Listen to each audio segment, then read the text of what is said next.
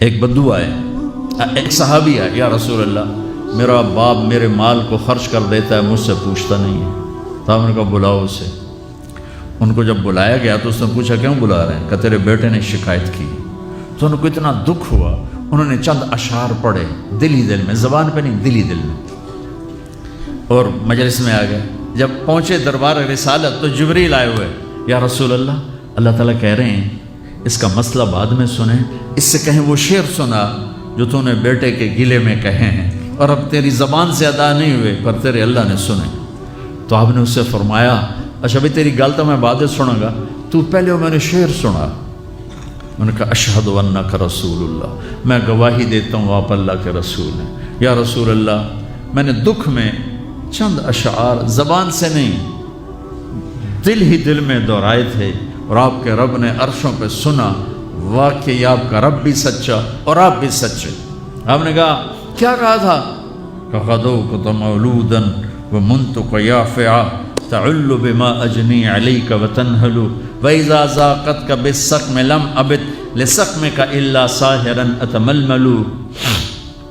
کأنی انا المتروک دونک بالذی ترکت به عینی وعینی تحمل تخاف الردى نفسی علیک وإنها لتعلم أن الموت وقت مؤجل فلما بلغت السن والغاية التي إليها مدى ما فيك أؤمل جعلت جزائي غلظة وفظاظة كأنك أنت المنعم المتفضل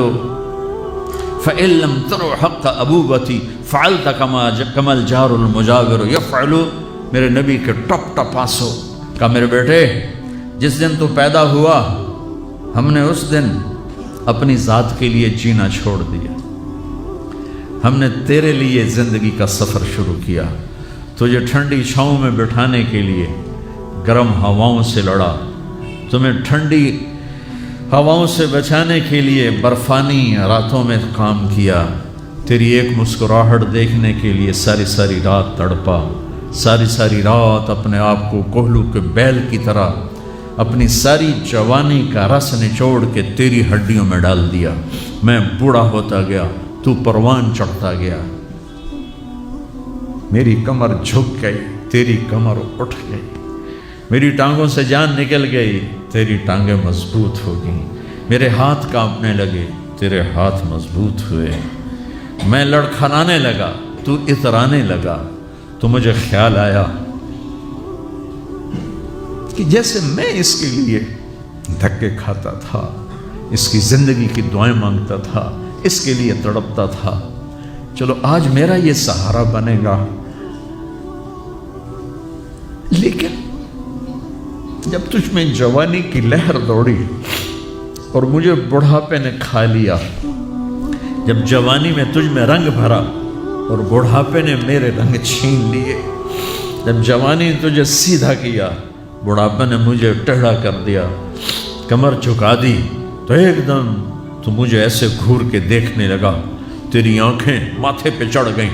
اور تو مجھے یوں دیکھنے لگا جیسے میں نوکر ہوں، تو باپ، تو مالک۔ تو میں نے اپنی 30 سالہ زندگی کو جھٹلا دیا کہ ہاں میں باپ نہیں ہوں، میں نوکر ہوں، یہ میرا سردار ہے، اگر یہ بیٹا ہوتا تو یوں تو نہ کرتا۔ اس نے میری راتوں کے تڑپنے کو بھلایا،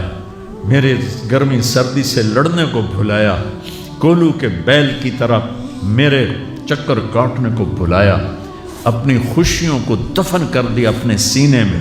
قبرستان بنا دیا اپنے سینے کو، اپنی خواہشات کا اور اپنی خوشیوں کا، اور آج تو مجھ سے ایسے بات کرتا ہے جیسے میں نوکر ہوں اور تو میرا آقا ہے۔ اچھا میرے بیٹے میں نوکر سہی، تو سب، پر میں تیرا پڑوسی تو بندہ پڑوسی سے پوچھ ہی لیتا ہے کیا حال ہے، کوئی ضرورت تو نہیں، اتنا ہی پوچھ لیتے۔ دیکھو میں آج رو رہا ہوں، یہ بڑے دردناک اشعار ہیں، میری اردو میں اتنی وسعت نہیں ہے کہ میں ان اشعار کا درد سمجھ سکوں